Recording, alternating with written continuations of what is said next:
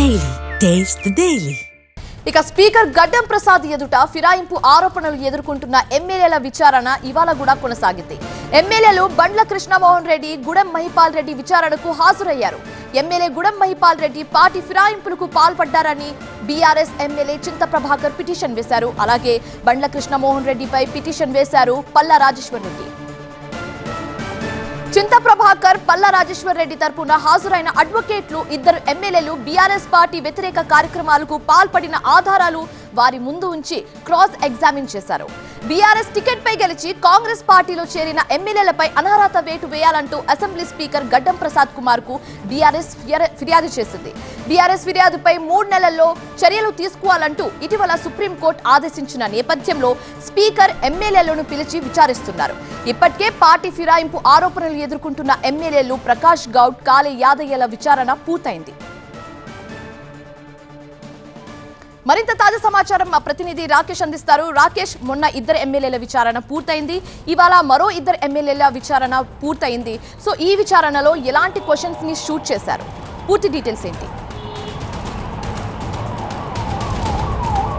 BRS నుంచి advocate team ఎవరైతే సోమా భరత్ ఉన్నారో ఆయన ఆధ్వర్యంలో వీళ్ళందరినీ కూడా క్రాస్ ఎగ్జామిన్ చేశారు. బండ్ల కృష్ణమోహన్ రెడ్డి, గుడం మహిపాల్ రెడ్డి ఇద్దరిని ఈరోజు స్పీకర్ ముందు విచారించారు.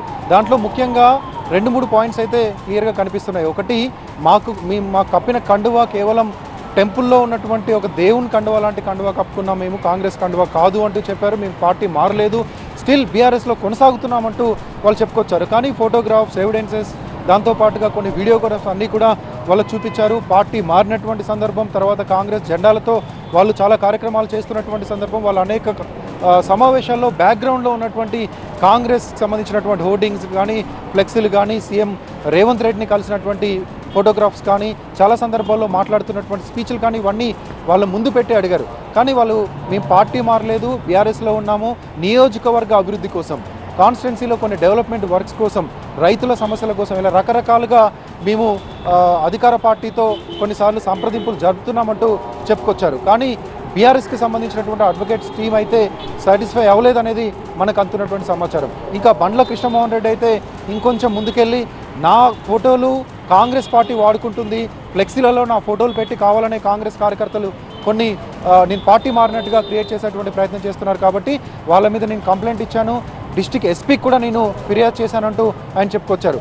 స్టిల్ ఇప్పటికీ మేము బీఆర్ఎస్లోనే కొనసాగుతున్నాం, మా శాలరీలో నుంచి కొంత బీఆర్ఎస్ ఎల్పీకి కూడా డబ్బులు వెళ్తున్నాయి, అంటే మేము ఇంకా పార్టీలో కొనసాగుతున్నట్టుగానే బీఆర్ఎస్ ఎల్పీలో ఉన్నట్లుగానే భావించాలి అంటూ వాళ్ళ వాదనలు వాళ్ళు వినిపించారు. ఇప్పటికీ 4 ఎమ్మెల్యేలకు సంబంధించినటువంటి విచారణ పూర్తయింది, 4 ఎమ్మెల్యేలకు సంబంధించినటువంటి క్రాస్ ఎగ్జామినేషన్ కూడా పూర్తయిపోయింది. ఇంకా 6 ఎమ్మెల్యేలు ఉన్నారు, దాంట్లో 2 మాత్రం టైం అడిగారు, కడియం శ్రీహరి, అదేవిధంగా దానం నాగేందర్. వీళ్ళిద్దరు కొంత గడువు అడిగారు. ఆ గడువులోగా వాళ్ళు కూడా వాళ్ళ వివరణ ఇచ్చుకోవాల్సి ఉంటుంది. ఆ వివరణని మళ్ళీ ఇటువైపు బీఆర్ఎస్ పిటిషనర్స్ ఎవరైతే ఉన్నారో, కంప్లైంట్ చేసినటువంటి పార్టీ ఎమ్మెల్యేలు ఎవరైతే ఉన్నారో వాళ్ళకి పంపిస్తారు.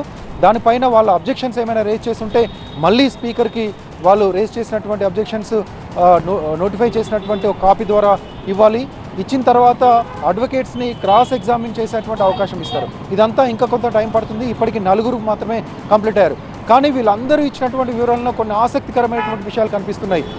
పోచారం శ్రీనివాస్ రెడ్డి ఇంటికే ముఖ్యమంత్రి రేవంత్ రెడ్డి వెళ్ళారు, పార్టీలో జాయిన్ చేసుకున్నారు. కానీ ఆయన మాత్రం కేవలం నియోజకవర్గ సమస్యలు, లేకపోతే రాష్ట్ర వ్యాప్తంగా రైతాంగం ఎదుర్కొంటున్నటువంటి సమస్యలపైన నేను కొన్ని సలహాలు ఇవ్వాలనుకున్నారు.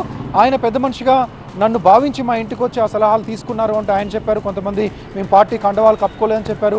యాక్సిడెంటల్గా ఎక్కడో కార్యక్రమంలో రాహుల్ గాంధీనో ఇంకొందరినో కలిసాను తప్ప వాంటెడ్గా అపాయింట్మెంట్ తీసుకొని వెళ్ళి కలవలేదని ఇంకొంతమంది ఎమ్మెల్యేలు చెప్తున్నారు. రకరకాల కారణాలతో పార్టీలోనే కొనసాగుతున్నాం, పార్టీ మారలేదు అంటూ ఒక క్లారిఫై చేసేటువంటి ప్రయత్నం అయితే పార్టీ మారిన ఆరోపణలు ఎదుర్కొంటున్న ఎమ్మెల్యేలు చేస్తున్నారు.